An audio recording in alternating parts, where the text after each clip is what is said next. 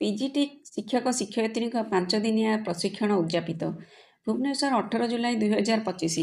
ଉଚ୍ଚ ମାଧ୍ୟମିକ ଶିକ୍ଷା ନିର୍ଦ୍ଦେଶାଳୟ ଅଧୀନ ବେସରକାରୀ ଅନୁଦାନପ୍ରାପ୍ତ ଉଚ୍ଚ ମାଧ୍ୟମିକ ବିଦ୍ୟାଳୟରେ ନିଯୁକ୍ତି ପାଇଥିବା ସ୍ନାତକୋତ୍ତର ବା ପିଜିଟି ଶିକ୍ଷକ ଶିକ୍ଷୟିତ୍ରୀମାନଙ୍କ ପାଇଁ ଆରମ୍ଭ ହୋଇଥିବା 5 ଦିନିଆ ପ୍ରଶିକ୍ଷଣ ଉଦ୍ଯାପିତ ହୋଇଯାଇଛି।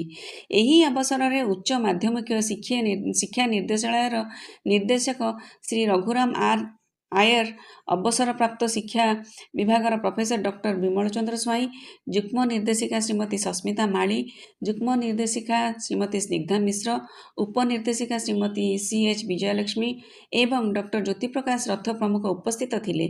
ଏହି 5 ଦିନିଆ ପ୍ରଶିକ୍ଷଣ କାର୍ଯ୍ୟକ୍ରମରେ 125 ଜଣ ଶିକ୍ଷକ ଶିକ୍ଷୟିତ୍ରୀ ଯୋଗ ଦେଇଥିଲେ। ଏହି ପିଜିଟି ଶିକ୍ଷକ ଶିକ୍ଷୟିତ୍ରୀମାନଙ୍କୁ ଅନେକ ବିଷୟ ସମ୍ପର୍କରେ ପ୍ରଶିକ୍ଷଣ ପ୍ରଦାନ କରାଯାଇଥିଲା। ବିଶେଷ କରି ସେମାନଙ୍କ ବ୍ୟକ୍ତିଗତ ବିକାଶ ଦିଗରେ ଅଧିକ ପ୍ରାଧାନ୍ୟ ଦିଆଯାଇଥିଲା। ଶିକ୍ଷକମାନେ ପ୍ରଶିକ୍ଷିତ ହେଲେ ସେମାନେ ଆଗାମୀ ପିଢ଼ିକୁ ସଠିକ୍ ଢଙ୍ଗରେ ଗଢ଼ିପାରିବେ।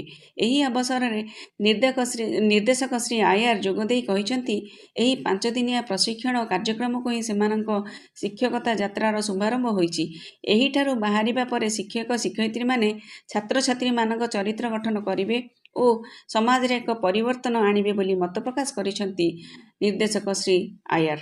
ସେହିପରି ପ୍ରଫେସର ଶ୍ରୀ ସ୍ୱାଇଁ ଶ୍ରେଣୀଗୃହରେ ଶିକ୍ଷକମାନେ କିପରି ନିଜର ଶ୍ରେଷ୍ଠତା ପ୍ରଦର୍ଶନ କରିବେ ତଥା ଏନ୍ଇପି 2020 ଉପରେ କାର୍ଯ୍ୟ କରିବେ ତା ଉପରେ ଗୁରୁତ୍ୱାରୋପ କରିଥିଲେ।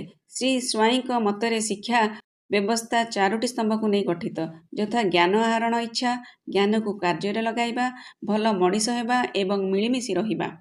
ତେବେ କାର୍ଯ୍ୟକ୍ରମକୁ ପିଜିଟି ଶିକ୍ଷୟିତ୍ରୀ ସୁନୁଲତା ଘଡ଼ାଇ ପରିଚାଳନା କରିଥିବା ବେଳେ ପିଜିଟି ଶିକ୍ଷକ ଶ୍ରୀ ଦିବ୍ୟସିଂହ ମହାକୁଡ଼ ଧନ୍ୟବାଦ ଅର୍ପଣ କରିଥିଲେ। ଏଥିସହ ପ୍ରଶିକ୍ଷଣକୁ ଆହୁରି କିପରି କ୍ରିୟାଶୀଳ ଏବଂ ଉନ୍ନତ କରାଯାଇପାରିବ ସେ ନେଇ ପ୍ରଶିକ୍ଷାର୍ଥୀମାନେ ମତପୋଷଣ କରିଥିଲେ। ସମୃଦ୍ଧ ଓଡ଼ିଶାରୁ ରଜତ ମହାପାତ୍ରଙ୍କ ରିପୋର୍ଟ।